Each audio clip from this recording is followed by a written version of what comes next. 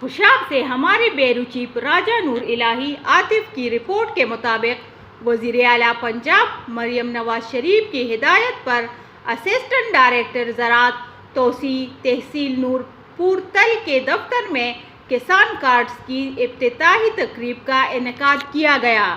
جس کی صدارت اسسٹنٹ ڈائریکٹر زراعت ملک محمد نواز چٹھڑ نے کی، جبکہ زراعت آفیسر رانا محمد رضوان بھی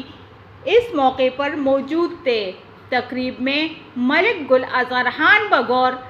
MNA-88 کے کوآرڈینیٹر ملک محمد عارف بغور نے خصوصی طور پر شرکت کی اور انہوں نے ڈسٹریبیوشن سینٹر کا افتتاح کیا۔ تقریب میں کسانوں کی بڑی تعداد بھی موجود تھی۔ اس موقع پر اظہار خیال کرتے ہوئے ملک محمد نواز چٹھڑ اسسٹنٹ ڈائریکٹر زراعت نے کسانوں کو کسان کارڈز کے بارے میں وزیر اعلیٰ پنجاب کے اقدام کے حوالے سے آگاہ کیا۔